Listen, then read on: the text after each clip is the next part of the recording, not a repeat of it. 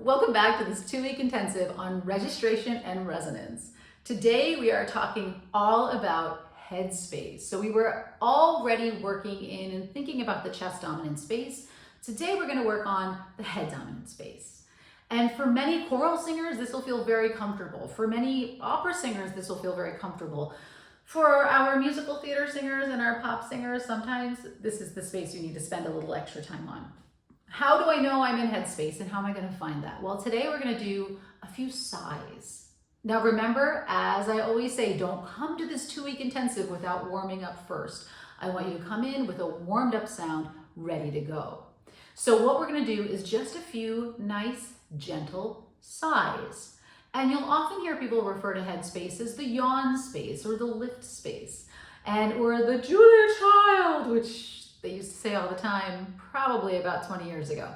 But we want to use that lifted space. So I want you to just practice, ooh, not like that one, ooh, ooh. And by the way, if it does break a little, it's because your chords are coming together and figuring out how to navigate that concept of where you want them to be.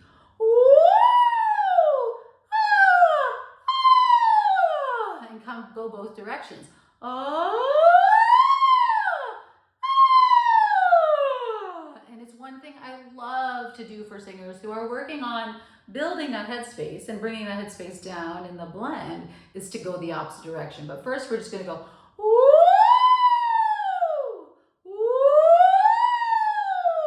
just navigate some sirens.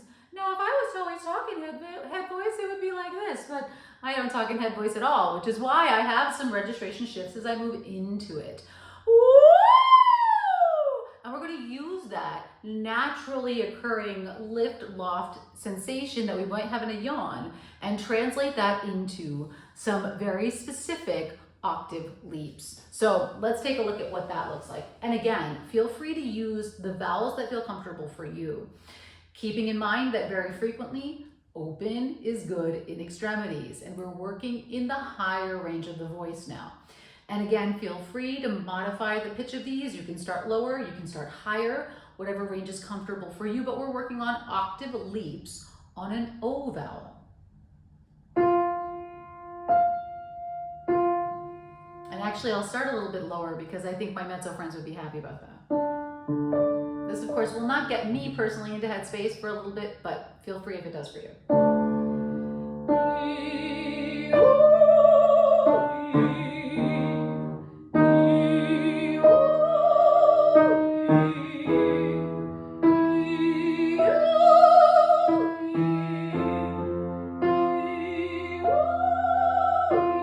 Here we go.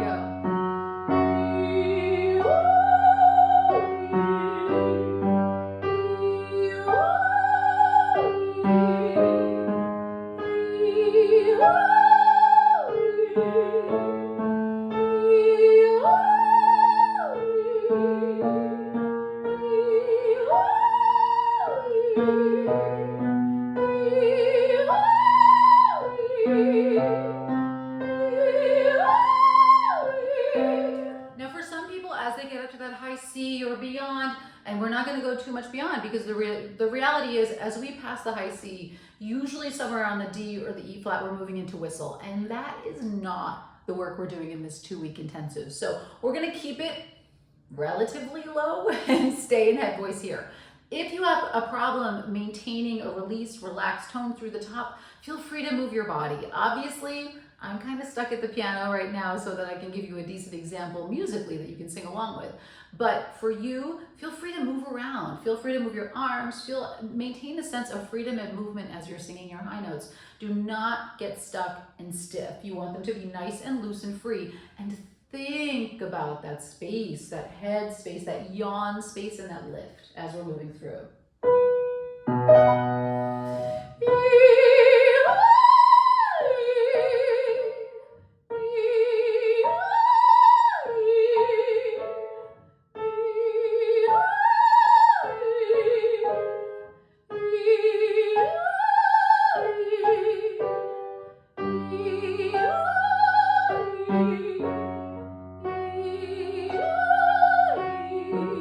And here I want to show you I'm staying in head voice.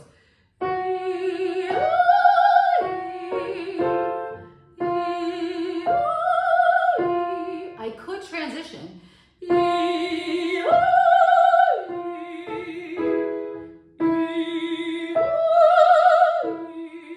But now we're getting into that interesting conversation about personal preference. Some people in the classical style will find that chest dominant sound in the lower part of the staff to be a little vulgar.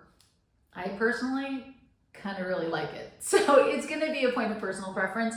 For me, I like the power that adding chest in there gives me. So play around as you're doing those octave leaps to feel free to see what feels comfortable for you in terms of where you want to place that bottom pitch. But that said, today's exercise is all about getting into headspace. So prioritize your head voice in this exercise today.